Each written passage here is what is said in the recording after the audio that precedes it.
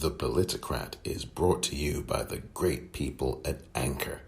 Anchor is such a great place to go if you want to get started in podcasting, and it's easy and it's free. Anchor, marvelous stuff, marvelous. And I'm so grateful to the folks at Anchor for getting me going with the Politicrat. If you want to get going and be heard on Apple, on Spotify, and everywhere podcasts can be, download the free Anchor app or go to anchor.fm to get started.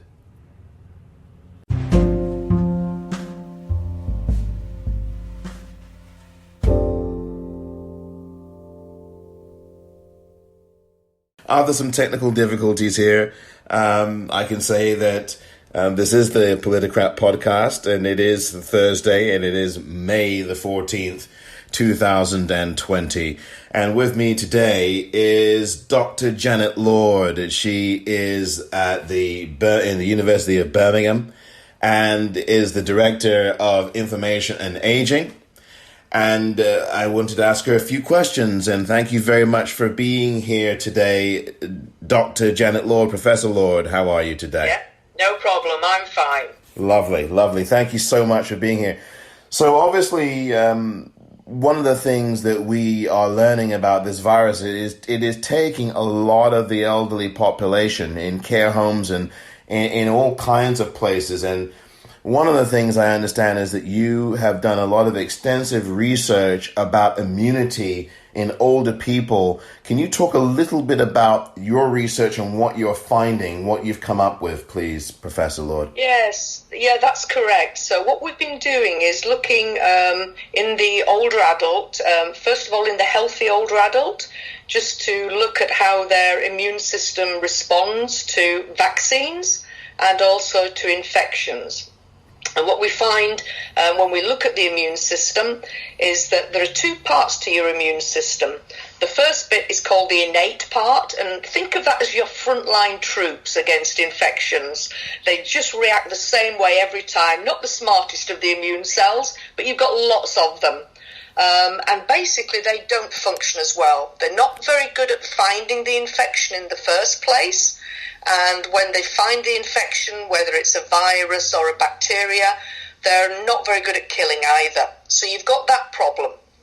And then on top of that, there's a second part of the immune system. It's called the adaptive immune system, and it's the smart bit of the immune system.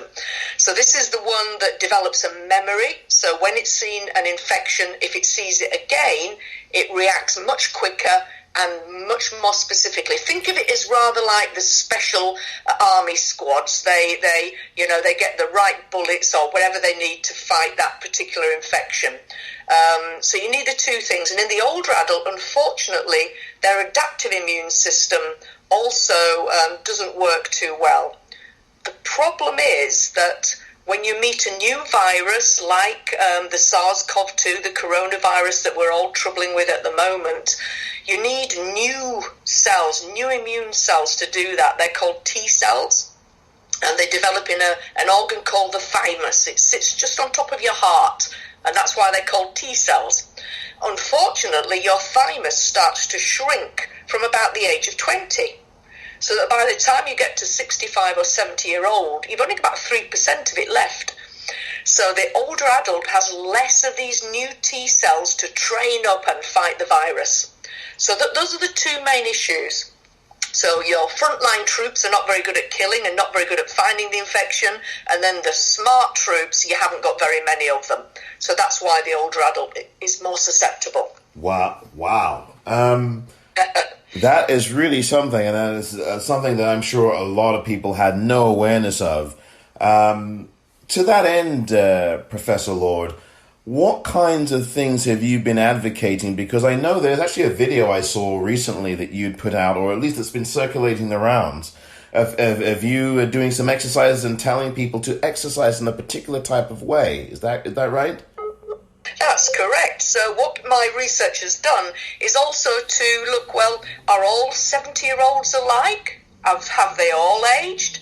And so what I did was I did some work with 125 older adults who had stayed physically active all of their lives. They were keen cyclists, mad keen cyclists, cycling 100 to 150 kilometres a week, really keen. And they were 55 to 80 years old. And what I found in those cyclists was actually most of their immune system hadn't aged. Their thymus hadn't shrunk.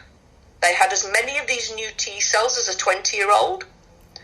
Yeah, amazing. Wow. And interestingly, one of the things that we know also causes you to have more age-related diseases is that you have more inflammation in your body as you get older. Not in the cyclists, they didn't have that. So what I'm doing a lot of work on now is trying to understand why exercise is so good for the immune system.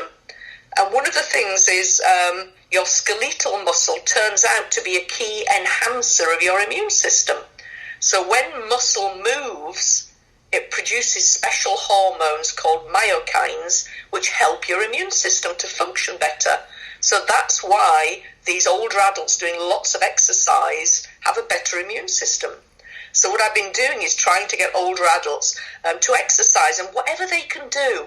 So if they're already quite fit and healthy, try and get those 10,000 steps a day.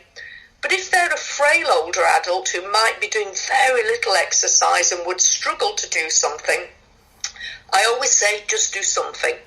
So if you might only be doing 1,000 or 2,000 steps a day, basically in your apartment, moving around, just do a little bit more. Or follow those exercises I show in the video. They're not difficult. Even a frail older person can do them. But they will all get those muscles moving, get them producing myokines, helping the immune system. Wow. You know, what you've just said has instantly raised two questions, and I know we are very short on time, but one of the questions I wanted to ask you about, though, is how about elderly people who may have a disability?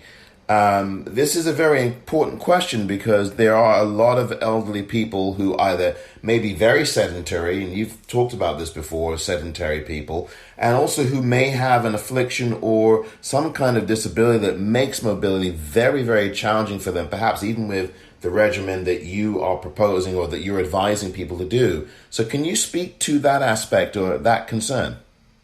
Yes, so that's a really good point. So we have done research with older adults who are very frail, very limited mobility. And what we find is good for those people is to do what we call resistance exercise. So even if you might be perhaps even wheelchair bound, if you've got the use of your arms, you can use some of these resistance bands and just stretch them backwards and forwards. And even that will help. Basically, any movement will help a person. But I always say to an older adult, even if they're frail and they don't move around much, even if you just stand.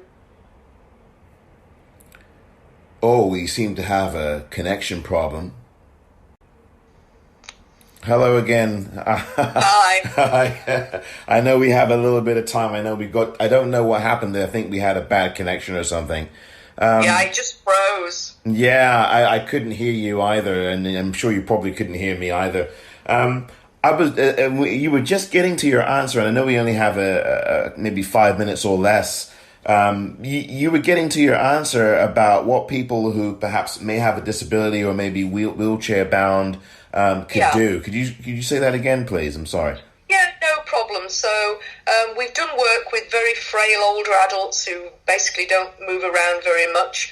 And what we can do with those people is just do some very simple resistance exercises. So if you can get hold of some resistance bands and just, gently move them backwards and forwards with your arms, or if you can move your legs, a very simple one is to wrap the band around your two knees and just try and pull the knees apart. That's a very easy one to do.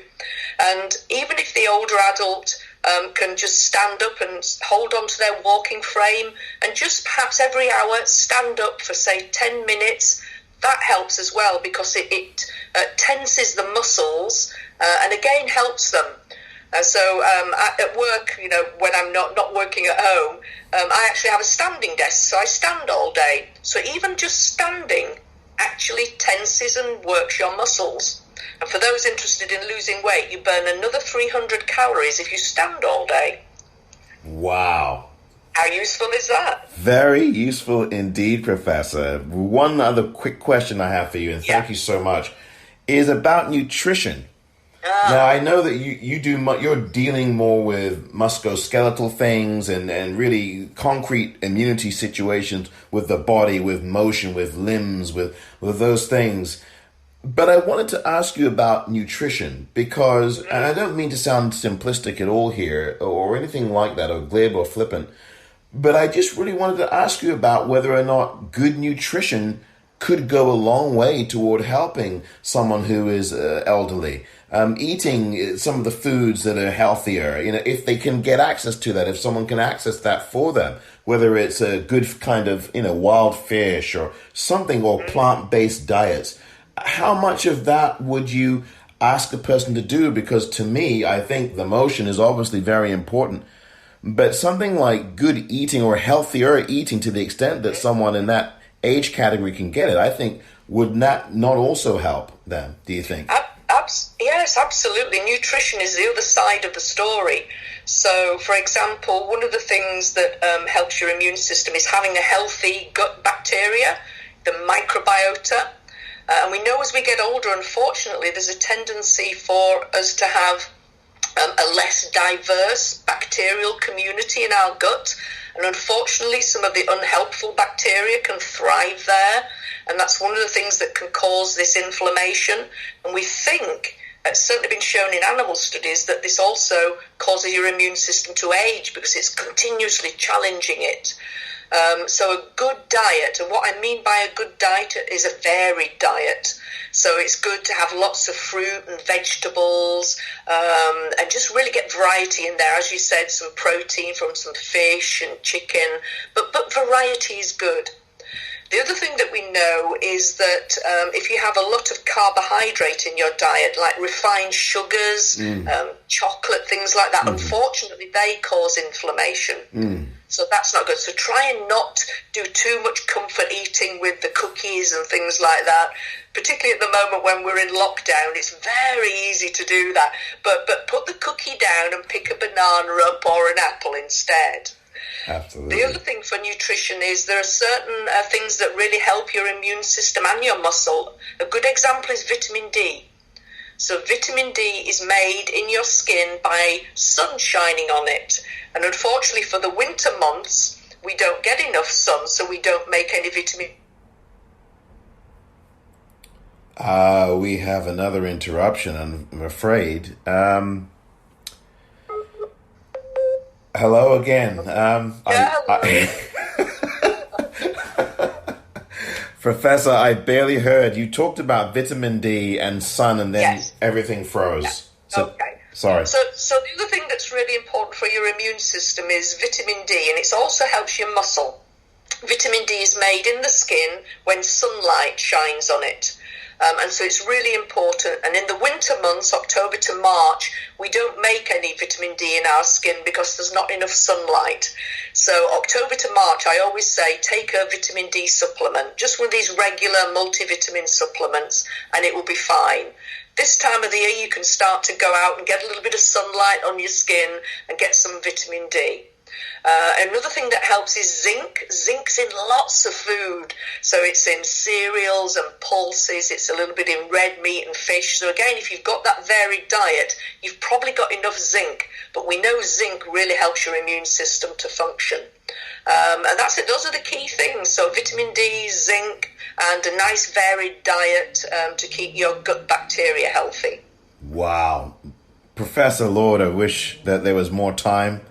I know that it's very busy for you. Again, we had some technical problems and some of the issues on my end just to try to be able to speak to you today. If there was any other questions that people wanted to ask you or just stay in contact with you, what would, the social media or whatever that you may have? I know you're very, very busy, but is there any way people can get in touch with you or connect to your website? Or could you tell listeners what information they could access to try to get in touch with you or the information of Aging, the Institute? Yeah, so the Institute has a website that talks about our research. So that's if you just, put in inflammation and aging, Birmingham, you'll find it. I also have a centre called the Centre for Musculoskeletal Aging Research. So if you put it in www.cmar online, you'll find it. That's the best way. Thank you so much today, Professor Janet Lord. You, of course, are the Director of Institute of Information and Aging. It's been a pleasure. Thank you so much for your expertise, and be well and be safe. And the same to you. Thank you. Thank you.